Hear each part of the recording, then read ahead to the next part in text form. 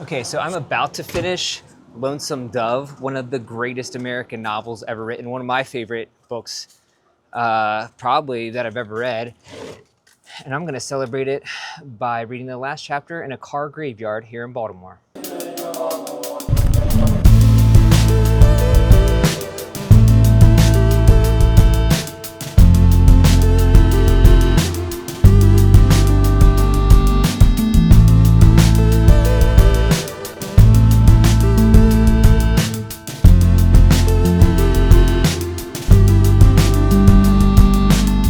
The hottest day of the summer here in Baltimore. It's like 97 degrees. Perfect time for a bike ride.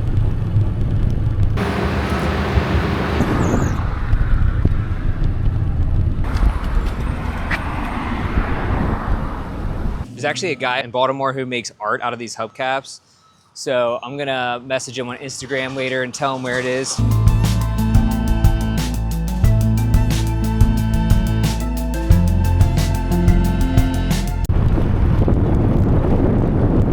Those stretches with nobody behind you.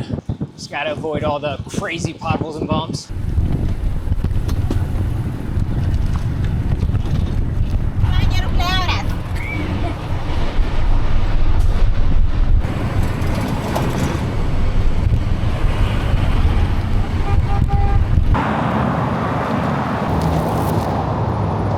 As you can see, pedestrian infrastructure is not the best along this route. I feel like that's just not good.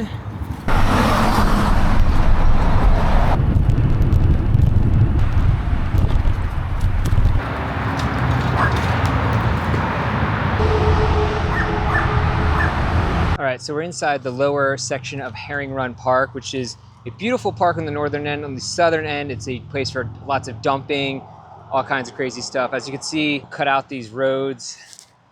Even though it's supposed to be blocked off back there, they cut off these roads to basically bring back all their dumping stuff. And yeah, just as well as stolen cars, as you'll see in a second.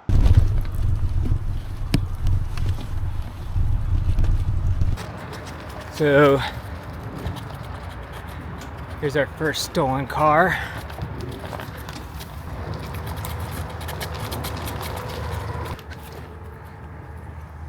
Acura TLX. So as you can see, this car is absolutely demolished.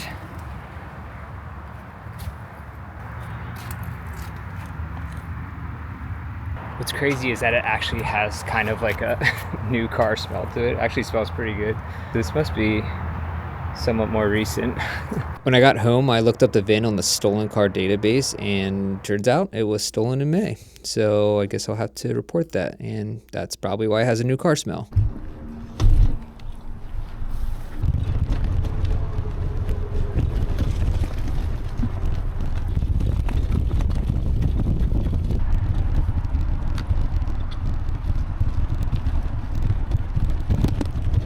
So I can't remember if this one's been here for a while or not, but obviously this is probably a stolen car that was just burned out.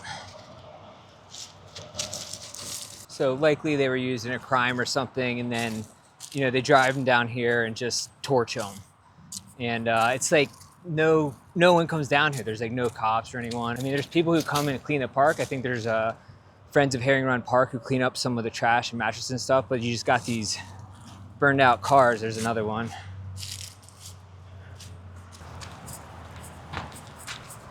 And they just stay here for pretty much ever, because it's like, who's gonna come and bring a tow truck down and get them out of here?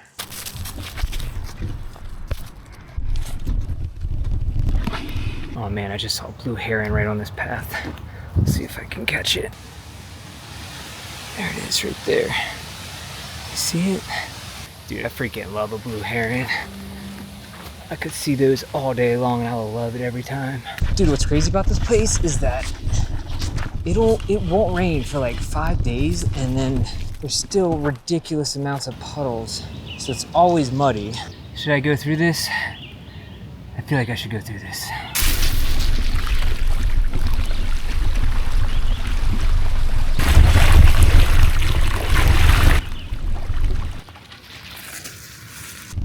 And And then I made a poor choice and slow motion fell into a mud pit.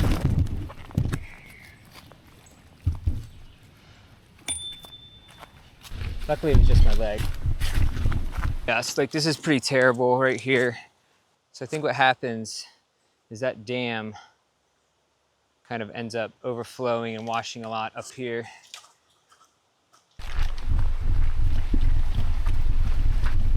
Like this is such a nice stream, but there's so much pollution that comes upstream down to here. Like you can see, look, like there's a truck right there that's been dumped. There's another car right there. Now you don't really want to swim in this water because high levels of bacteria, fecal matter, stuff like that. Now it hasn't rained in like I said, about 5 days, so it should be pretty low. And I'm gonna be honest, I'm probably gonna wash my leg off. I don't have any open cuts. I'm covered in mud. I kind of need to do it. I might be risking it all, but how it goes, I guess. On a 97-degree day, it actually feels pretty good.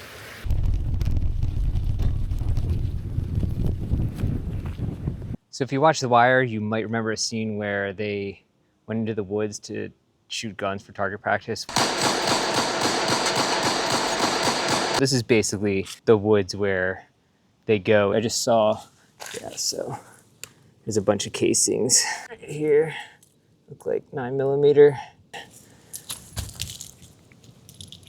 I'm sure there's a bunch more around here. Yeah. That's pretty much a whole mag right there, or close to it. I mean, if you're gonna do it in Baltimore City, this is the place to do it. There's no one around, nobody's coming down here, which makes me think I should maybe start heading back. It's also why I came on a day when it's 100 degrees. I know nobody would be out here. At this point, I figured I should probably find a place to finish my book. All right, looks like I found a nice place to finish my book. Nice and quiet, peaceful spot. Has some shade. So I think we're gonna go with this to finish Lonesome Dove. All right, so here we are. Lonesome Dove, chapter 102. Dude, this is a long book, 102 pages. Sorry, 102 chapters, almost 900 pages. Longest book I've ever read, but honestly, one of the best books I've ever read. There's a reason it won the Pulitzer Prize, especially for guys who are going through midlife crisis types things. I mean, this is a midlife crisis book. It has these Texas Rangers who want one last moment of glory, driving cattle the whole way to Montana, dealing with all the questions of life and everything else that comes with that. And it's been really special to read it because I feel like I'm going through a lot of that stuff myself and just really connecting and seeing how things don't change over time, how a lot of things stay the same just from generation to generation. And it's cool. One of the reasons I wanted to come down here and read it is A, near a creek, because the Hat Creek crew in this car graveyard, like weird Wild West space still in Baltimore, which I feel like Baltimore is kind of one of the last vestiges of the Wild West, at least in spirit.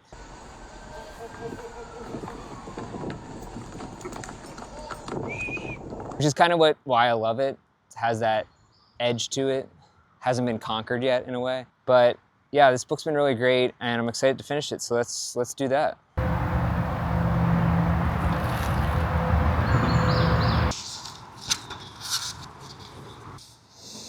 All right, that's it. It's definitely one of those books that's just gonna stick with me for a while. I've already been thinking about it a lot just in my day-to-day life. I feel like there's a lot of similarities between some of the characters and myself, or at least just in general, changing world. In the book, it's the kind of the last of the frontier. The West had been conquered. There's not as much meaning in life anymore, and I feel like in some ways that's kind of where we're at now. A lot of the very comfortable things have been done for us, and it's like, what else is there to do? It's interesting too because of the dynamic with the Native Americans or Indians in the book, and the West had been conquered, so the Indians had been pushed out or weakened to where they couldn't really fight back. And even sitting on this creek, which was the home of the Susquehannock and the Piscataway and some other tribes, this is where they would come to farm and to fish, and now it's just this small little waterway that no one seems to really care about much, and I can't imagine how pristine it used to be. Anyways, yeah, this is a great book. I highly recommend it. It's long, but beginning is slow, but once they get out of Texas, it starts to pick up. And then it's just a really great story with a lot of interwoven characters. I think he does a really good job of balancing out the different personalities and just the dialogue and the storytelling. Some of it's a little like far-fetched and out there. Like there's one part where there's like a bunch of snakes, like water moccasins, that attacked a guy, which is just like not something that would happen in real life. Water moccasins! It's kind of sad it's over, to be honest, but it was nice to finish it down here by the creek in Baltimore. And that's Lonesome Dove.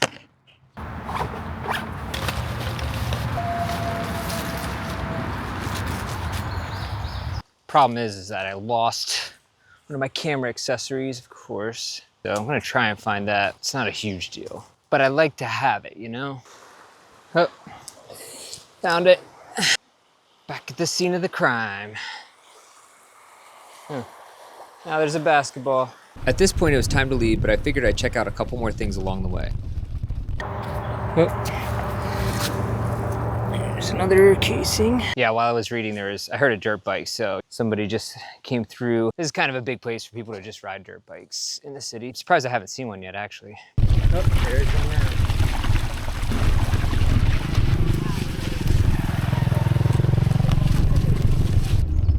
I mean, here's another trashed car, completely picked apart. There's the VIN in case it's your car. It's hot out. There's a bunch more that I probably won't get to today, but hey, you never know, we could come back another time. No bones though, no bones. That's a good thing. All right, so now we're heading out. Pretty much wraps it up. It's a little after 5, so I should probably get home. Georgie! Hi, bud. I'm a jerk. I pulled up on you real fast, Georgie. All right, so we're back. That's it. Thanks for following along on this micro adventure. I had a pretty good time. It was kind of weird, as it should be. Love Lonesome Dove. Such a good book. Make sure you get it from your local library. If you ever find yourself in a stolen car graveyard, maybe take a good novel, finish it, and have a good day. Thanks for watching. If you have any of your own micro adventures, please send them to me at the link in the description. I want to highlight other people's stuff too. And make sure you follow on our Substack, where we'll be detailing some more micro adventures from you, from other people, from myself. And yeah, thanks for subscribing to Spun Out, and keep spinning.